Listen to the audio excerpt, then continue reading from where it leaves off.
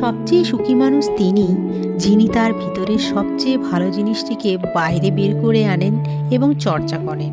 সুখ এবং গুণাবলী একে অপরের পরিপূরক। সেরারা সবসময় সুখী হয় না, কিন্তু সুখীরা অবশ্যই জীবনশৈলীকে সফলভাবে প্রয়োগের ক্ষেত্রে সেরা। ঈশ্বরই আপনার মধ্যে সর্বশ্রেষ্ঠ এবং সর্বোৎকৃষ্ট।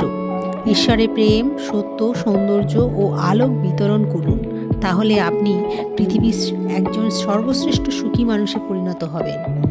গ্রিক দার্শনিক এপিক্টেটাস বলেছেন, মনের শান্তি ও সুখের একটিই পথ রয়েছে, সেটি হলো সকালে যখন ঘুম থেকে উঠবেন তখন থেকে সারাদিন এবং শেষে যখন ঘুমোতে যাবেন তখনও পর্যন্ত বাইরের কোনো জিনিসকে নিজের ভাববেন না, সমস্ত কিছুকে ঈশ্বরের প্রতি নিবেদন করুন।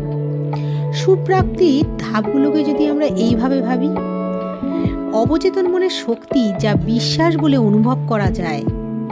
আপনার মধ্যে অসম্ভব শক্তি রয়েছে। এই শক্তির প্রতি যখন আপনি বিশ্বাস অর্জন করবেন তখন সুখ আসবে, তখন আপনি আপনার স্বপ্নকে সত্যি করতে পারবেন। আপনার অবচেতন মনের অসাধারণ শক্তি বলে আপনি আপনার যে কোনো পরাজয়কে জয়ে রূপান্তরিত করতে পারেন এবং আকাঙ্ক্ষার পূর্তি হৃদয়ে অনুভব করতে পারেন।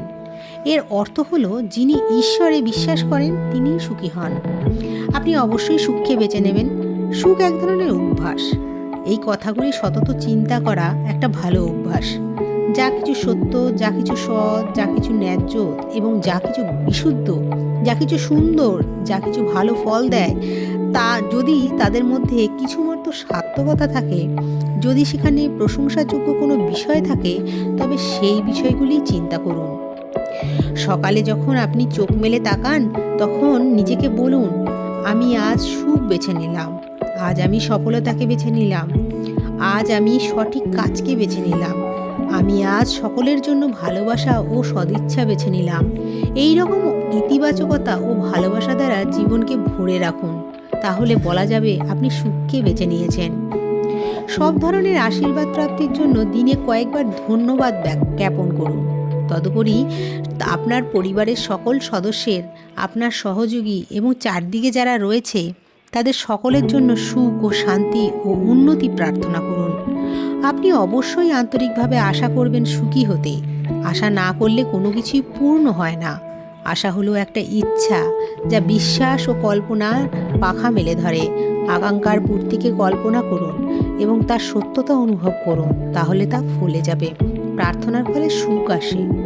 প্রতিনিয়ত ভয়, ভীতি, রাগ, ঘৃণা এবং ব্যর্থতার কথা চিন্তা করলে আপনি অবশ্যই হতাশ ও অসুখী হয়ে যাবেন।